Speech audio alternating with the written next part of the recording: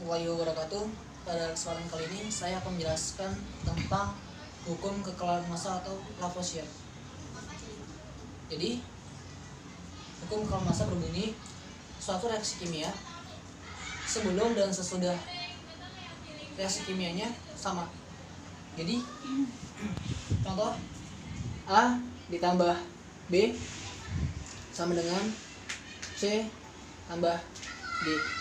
Jadi kalau misalnya A-nya ini 10 gram, otomatis C dan C plus D-nya harus juga 10 gram.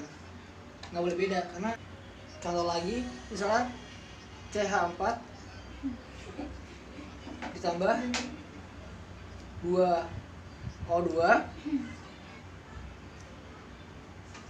menjadi CO2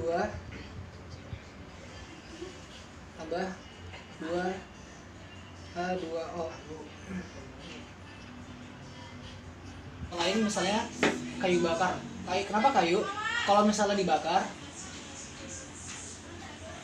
kan menjadi abu nih. Otomatis massa kayu lebih besar daripada massa abu. Kenapa itu bisa terjadi? Padahal kan rumusnya mengatakan bahwa massa zat sebelum reaksi sama dengan massa zat setelah reaksi. Jadi gini, kayu yang dibakar otomatis kan kalau dibakar kan mengeluarkan gas-gas. Nah, gas-gas ini itu juga harus dihitung, karena gas ini otomatis kayunya berkurang. Jadi gini nih, kayu plus gas atau jadi abu. Jadi kayu itu kenapa lebih berat? Maksudnya abu kenapa lebih ringan setelah dibakar? Jadi selama pembakaran itu melalui proses gas-gasnya itu membuat masanya itu berkurang.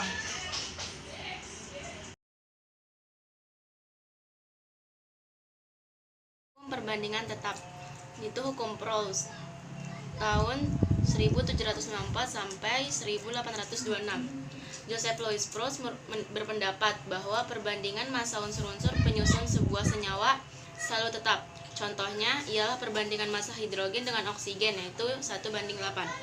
Terus misalkan massa jenis hidrogen yaitu 4 gram, maka massa oksigennya ialah 4 gram dikali 8 gram sama dengan 32 gram. Nah, dari tabel di sini kita tahu bahwa setiap 1 gram hidrogen bereaksi dengan 8 gram oksigen menghasilkan 9 gram air. Hal ini membuktikan bahwa massa hidrogen dan massa oksigen yang terkandung di dalam air memiliki perbandingan yang tetap, yaitu 1:8. Berapapun banyaknya air yang terbentuk dari percobaan yang dilakukannya, Proust mengemukakan teorinya yang dikenal dengan sebutan hukum perbandingan tetap yang berbunyi perbandingan massa unsur-unsur dalam sebuah senyawa yakni tetap.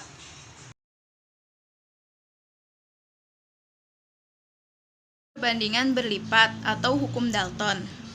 Jadi Dalton menyelidiki bahwa perbandingan massa unsur-unsur tersebut pada setiap senyawa dan mendapatkan sebuah pola keteraturan.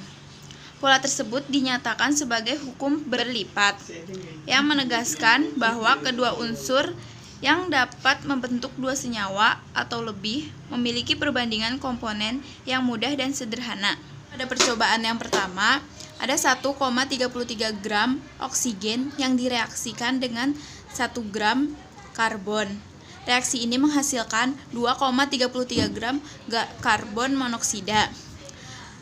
Pada reaksi yang kedua, ada 2,66 gram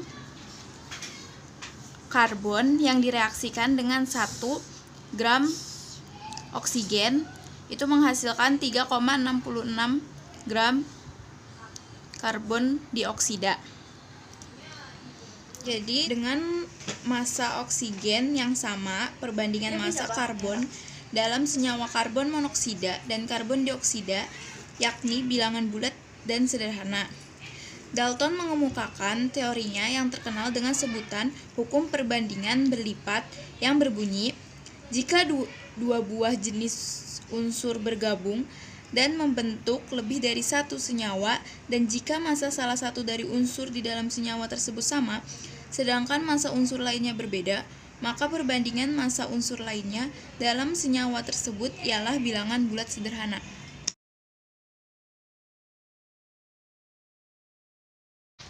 Belum. Hukum perbandingan volume, hukum Gay-Lussac. Joseph Louis Gay-Lussac berhasil melakukan uji percobaan tentang volume gas yang terlibat dari berbagai reaksi dengan menggunakan berbagai macam gas. Dia menyimpulkan bahwa pada suatu suhu dan tekanan yang sama, volume pada gas-gas yang bereaksi dan volume gas-gas yang hasil reaksi berbanding sebagai bilangan bulat sederhana, dan juga dapat dirumuskan seperti berikut ini. Koefisien gas A atau koefisien gas B sama dengan volume gas A atau volume gas B. Dua volume gas hidrogen bereaksi dengan satu gas oksigen membentuk dua volume uap air. Pada reaksi ini pembentukan uap air agar reaksi sempurna untuk setiap dua volume gas hidrogen diperlukan satu volume gas oksigen.